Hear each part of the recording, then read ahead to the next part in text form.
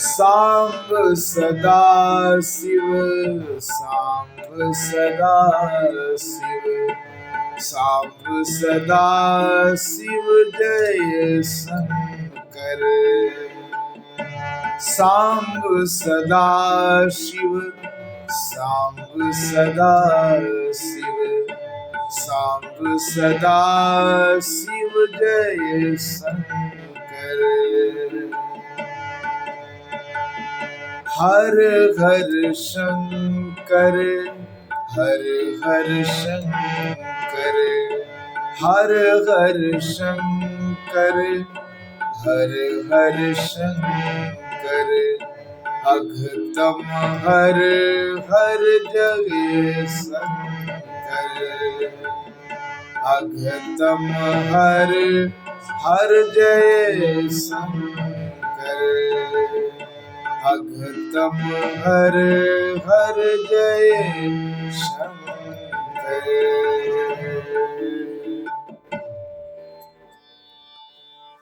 धर्म प्रेमी बंधुओं, श्री शिव महापुराण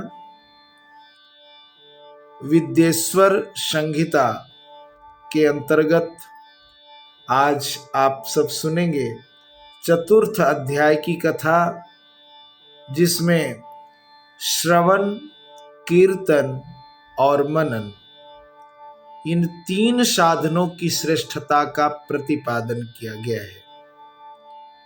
मुनिगण बोले, हे ब्राह्मण, मनन कैसे होता है? श्रवण का स्वरूप कैसा है और उनका कीर्तन कैसे किया जाता है? यथार्थ रूप में आप वर्णन करें। मुनियों ने मनन, श्रवण और कीर्तन का जो वास्तविक स्वरूप क्या होता है, ये जानने की इच्छा से प्रश्न किया। ब्रह्मा जी बोले, हे मुनियों, भगवान शंकर की पूजा, उनके नामों का जप तथा उनके गुण रूप विलास और नामों का युक्ति परायण चित्त के द्वारा जो निरंतर परिशोधन या चिंतन होता है, उसी को मनन कहा गया है। मनन क्या है?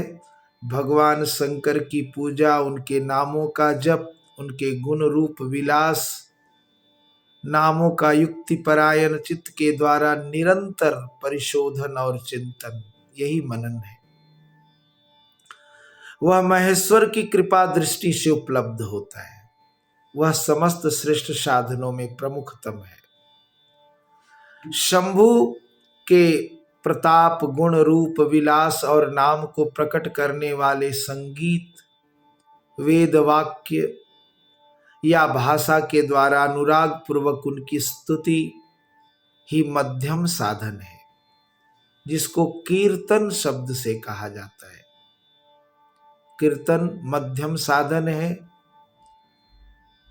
मनन श्रेष्ठ साधनों में, समस्त श्रेष्ठ साधनों में प्रमुखतम है।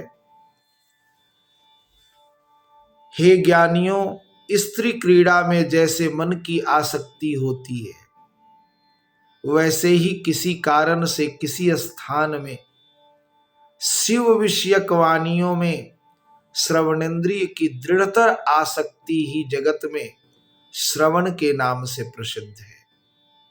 श्रवण क्या है? जैसे स्त्री क्रीड़ा में मन की आसक्ति है, होती है, वैसे ही आसक्ति अगर शिव विषयक वाणियों में हो जाए तो वो श्रवण है। सर्वप्रथम सज्जनों की संगति से श्रवण सिद्ध होता है, बाद में शिव जी का कीर्तन दृढ़ होता है और अंत में सभी साधनों से श्रेष्ठ शंकर विषयक मनन उत्पन्न होता है। सबसे पहले श्रवण, फिर कीर्तन और अंत में मनन उत्पन्न होता है। यानी शुरुआत श्रवण के द्वारा होता है, फिर कीर्तन होने लगता है और कीर्तन के बाद अंत में मनन उत्पन्न होता है, किंतु यह सब उनकी कृपा दृष्टि से ही संभव है। ये संभव भगवान शंकर की कृपा हो तभी हो सकता है। सूत जी बोले, मुनीश्वरों, इस साधन का महात्म्य बताने के प्रसंग में मैं आप लोगों के लिए एक प्राचीन वृत्तांत का वर्णन करूंगा, उसे ध्यान देकर आप लोग सुने। पूर्व काल में पराशर मुनि के पुत्र मेरे गुरु व्यासदेव जी सरस्वती नदी के सुंदर तट पर तपस्या कर रहे थे। एक दिन सूर्य तुल्य तेजस्वी विमान से यात्रा करते हुए भगवान सनत कुमार अकस्मात वहां आ पहुंचे। उन्होंने मेरे गुरुदेव को वहां देखा। वे ध्यान मग्न थे। उससे जगने पर उन्होंने ब्रह्मा के पुत्र सनत कुमार जी को अपने सामने उपस्थित देखा। वे बड़े वेग से उठे और उनके चरणों में प्रणाम करके मुनि ने उन्हें अर्घ्य प्रदान करके देवताओं के बैठने योग्य आसन भी अर्पित किया। तब प्रसन्न हुए भगवान सनत कुमार विनीत भाव से खड़े हुए व्यास जी से गंभीर वाणी में कहने लगे। सनत कुमार बोले, हे मुने, आप सत्य सनातन भगवान शंकर का हृदय से ध्यान कीजिए, तब वे शिव प्रत्यक्ष होकर आपकी सहायता करेंगे। आप यहां तप किस लिए कर रहे हैं? इस प्रकार सनत कुमार के कहने पर मुनि व्यास ने अपना आशय कहा। मैंने आपकी कृपा से वेद सम्मत धर्म, अर्थ, काम और मोक्ष की कथा को मानव समाज में अनेक प्रकार से प्रदर्शित किया है। इस प्रकार सर्वथा गुरु स्वरूप होने पर भी मुझ में मुक्ति के साधन ज्ञान का उदय नहीं हुआ है। यह आश्चर्य ही है। मुक्ति का साधन न जानने के कारण उसके लिए मैं तपस्या कर रहा हूं। हे विप्रेंद्रो, इस प्रकार जब व्यास मुनि ने भगवान सनत कुमार से प्रार्थना की, तब वे समर्थ सनत कुमार जी मुक्ति का निश्चित कारण बताने लगे।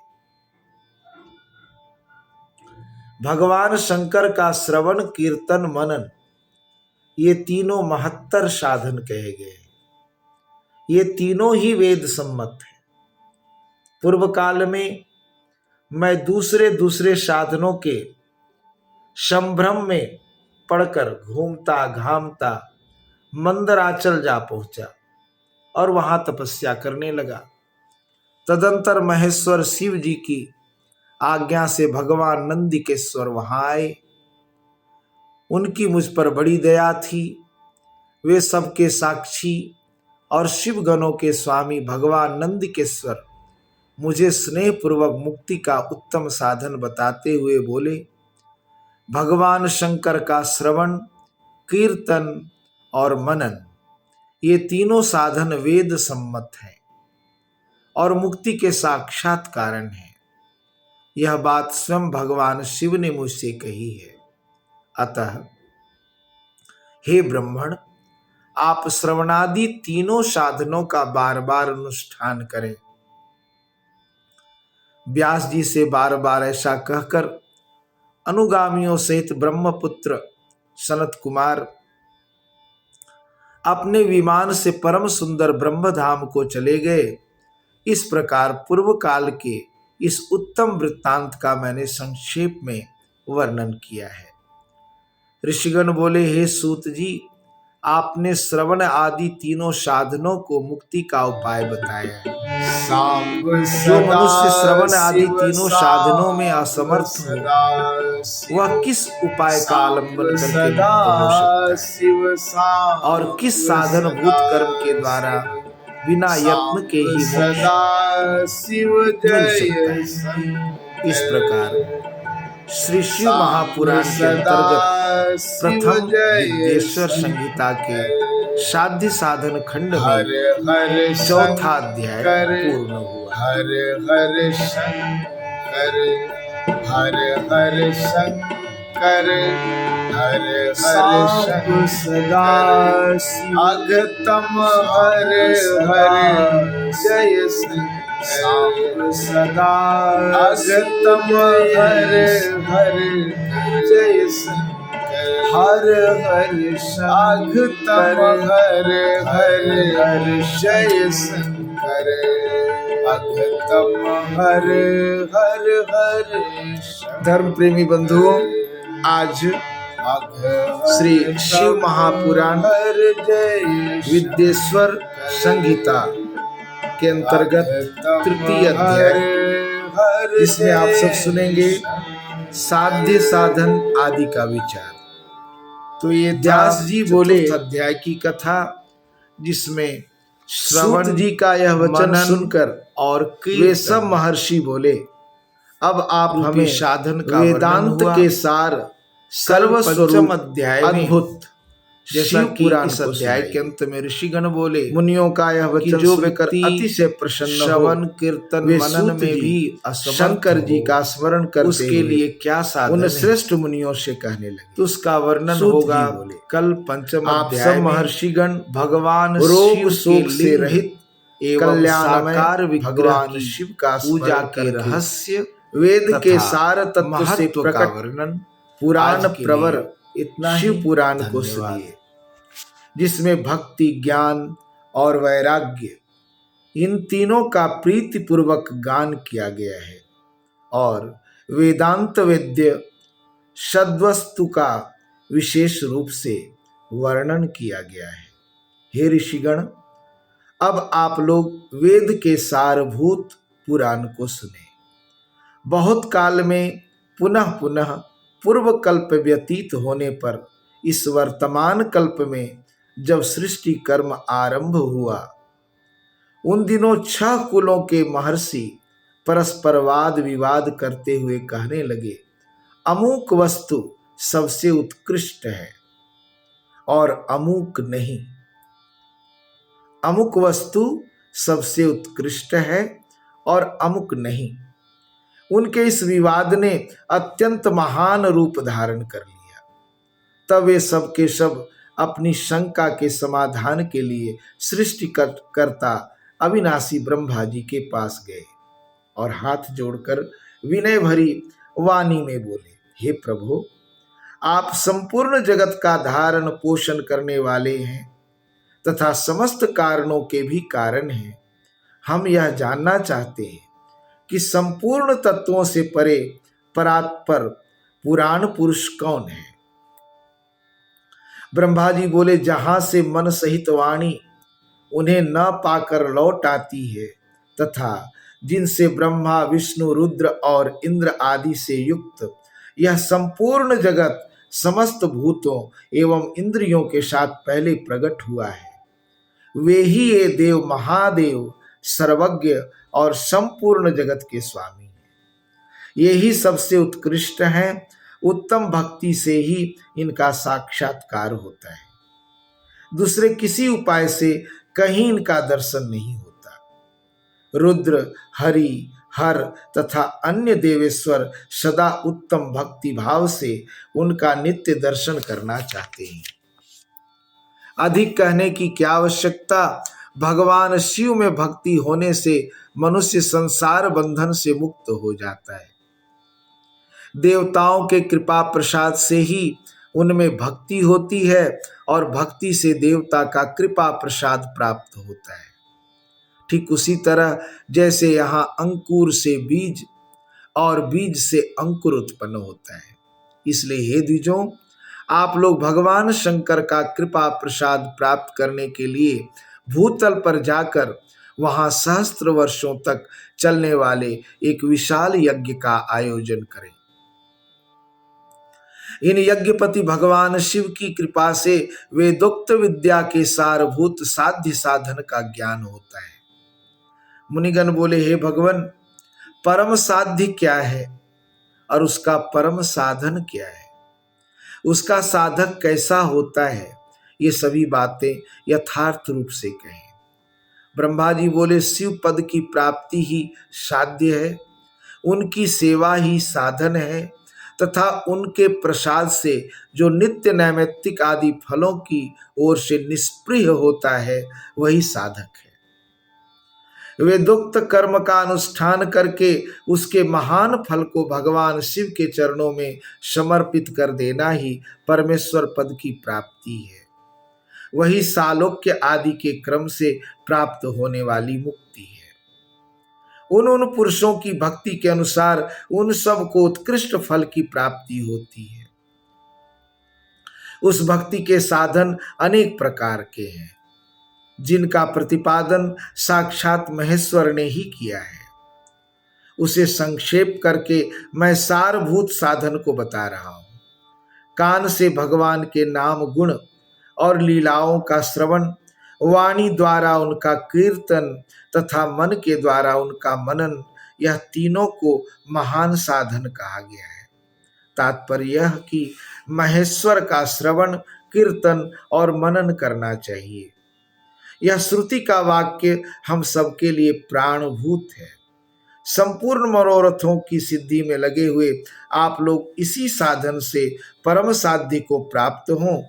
लोग प्रत्यक्ष वस्तु को नेत्र से देखकर उसमें प्रवृत्त होते हैं, परंतु जिस वस्तु का कहीं भी प्रत्यक्ष दर्शन नहीं होता, उसे श्रवणेन्द्रिय द्वारा जान सुनकर मनुष्य उसकी प्राप्ति के लिए चेष्टा करता है। अतः पहला साधन श्रवण है। उसके द्वारा गुरु के मुख से तत्व को सुनकर बुद्धिशाली विद्वान पुरुष अन्य साधन कीर्तन और मनन की सिद्धि करे।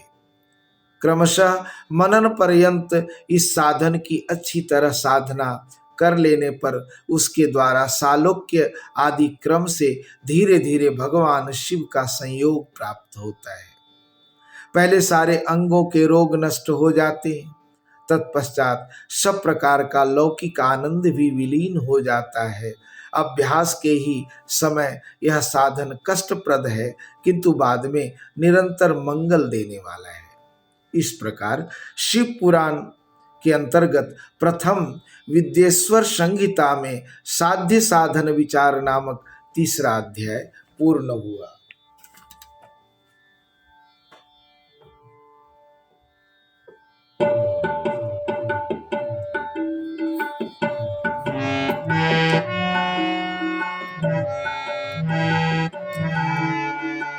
सांब सदा शिव, सांब सदा शिव, सांब सदा शिव जय शंकर।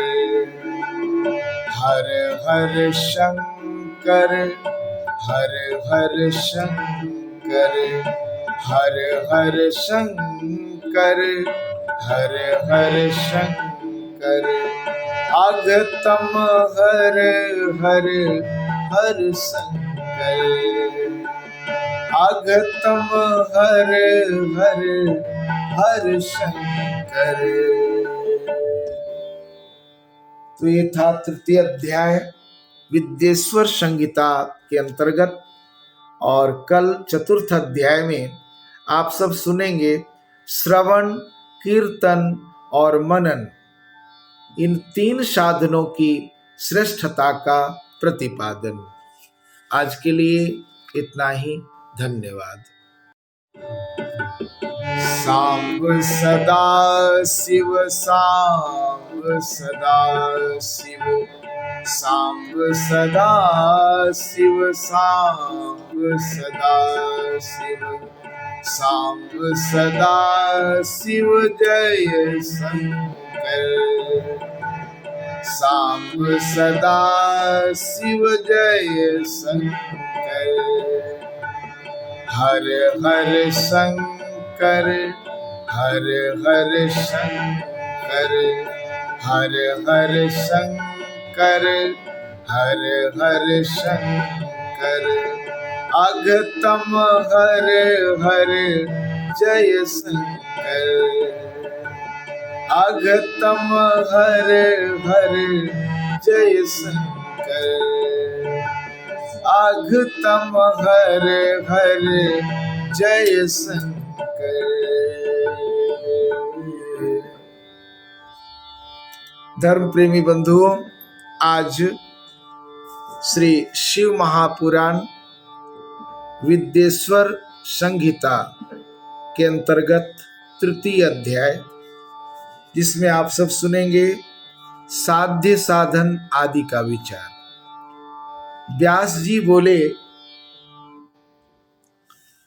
सूत जी का यह वचन सुनकर वे सब महर्षि बोले, अब आप हमें वेदांत के सार सर्वस्वरूप अद्भुत शिव पुराण को सुनाइए। मुनियों का यह वचन सुनकर अतिशय प्रसन्न हो वे सूत जी शंकर जी का स्मरण करते हुए उन श्रेष्ठ मुनियों से कहने लगे। सूत जी बोले, आप सब महर्षिगण रोग शोक से रहित कल्याणमय भगवान शिव का स्मरण करके वेद के सार तत्व से प्रकट पुराण प्रवर शिव पुराण को सुनिए, जिसमें भक्ति, ज्ञान और वैराग्य इन तीनों का प्रीतिपूर्वक गान किया गया है और वेदांत वेद्य सद्वस्तु का विशेष रूप से वर्णन किया गया है। हे ऋषिगण, अब आप लोग वेद के सारभूत पुराण को सुने।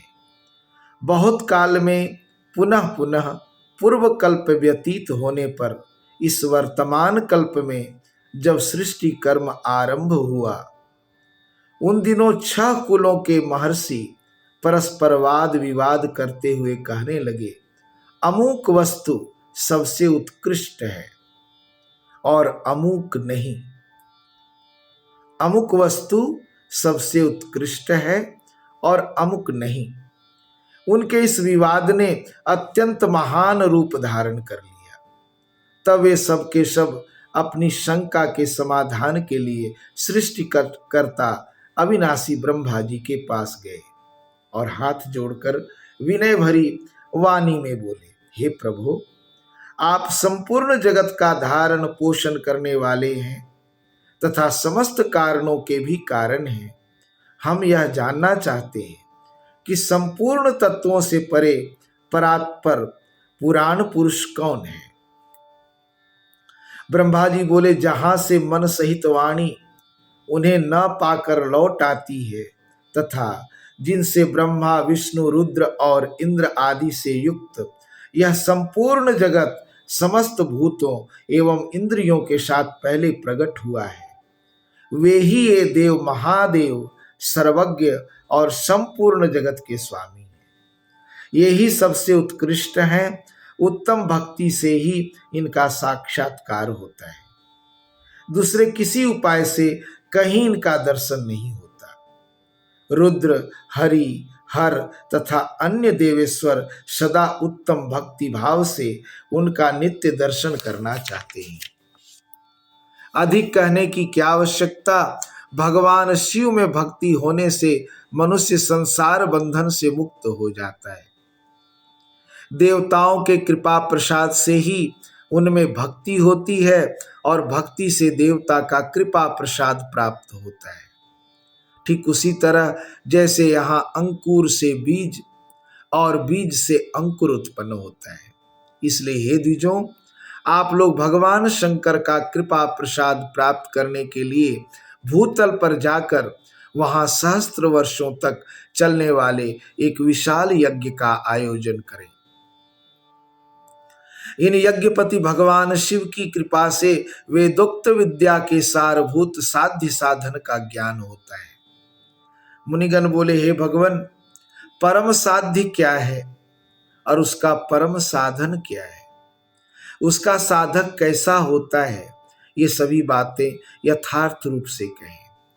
ब्रह्मा जी बोले, शिव पद की प्राप्ति ही साध्य है, उनकी सेवा ही साधन है तथा उनके प्रसाद से जो नित्य नैमित्तिक आदि फलों की ओर से निष्प्रिय होता है वही साधक है। वेदोक्त कर्म का अनुष्ठान करके उसके महान फल को भगवान शिव के चरणों में समर्पित कर देना ही परमेश्वर पद की प्राप्ति है। वही सालोक्य आदि के क्रम से प्राप्त होने वाली मुक्ति है। उन पुरुषों की भक्ति के अनुसार उन सब को उत्कृष्ट फल की प्राप्ति होती है। उस भक्ति के साधन अनेक प्रकार के हैं, जिनका प्रतिपादन साक्षात महेश्वर ने ही किया है। उसे संक्षेप करके मैं सारभूत साधन को बता रहा हूं। कान से भगवान के नाम गुण और लीलाओं का श्रवण, वाणी द्वारा उनका कीर्तन तथा मन के द्वारा उनका मनन, यह तीनों को महान साधन कहा गया है। तात्पर्य यह कि महेश्वर का श्रवण, कीर्तन और मनन करना चाहिए। यह श्रुति का वाक्य हम सबके लिए प्राणभूत है। संपूर्ण मनोरथों की सिद्धि में लगे हुए आप लोग इसी साधन से परम साध्य को प्राप्त हों। लोग प्रत्यक्ष वस्तु को नेत्र से देखकर उसमें प्रवृत्त होते हैं, परंतु जिस वस्तु का कहीं भी प्रत्यक्ष दर्शन नहीं होता, उसे श्रवणेन्द्रिय द्वारा जान सुनकर मनुष्य उसकी प्राप्ति के लिए चेष्टा करता है। अतः पहला साधन श्रवण है। उसके द्वारा गुरु के मुख से तत्व को सुनकर बुद्धिशाली विद्वान पुरुष अन्य साधन कीर्तन और मनन की सिद्धि करे। क्रमशः मनन पर्यंत इस साधन की अच्छी तरह साधना कर लेने पर उसके द्वारा सालोक्य आदि क्रम से धीरे धीरे भगवान शिव का संयोग प्राप्त होता है। पहले सारे अंगों के रोग नष्ट हो जाते हैं, तत्पश्चात सब प्रकार का लौकिक आनंद भी विलीन हो जाता है। अभ्यास के ही समय यह साधन कष्टप्रद है, किंतु बाद में निरंतर मंगल देने वाला है। इस प्रकार शिव पुराण के अंतर्गत प्रथम विद्येश्वर संहिता में साध्य साधन विचार नामक तीसरा अध्याय पूर्ण हुआ।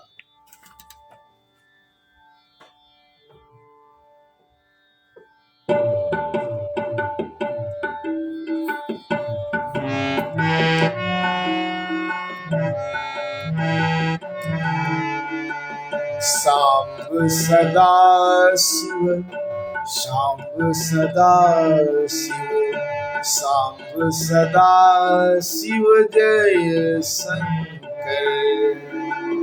हर हर शंकर, हर हर शंकर, हर हर शंकर, हर हर शंकर। अगतम हर हर हर शंकर, अगतम हर हर हर शंकर।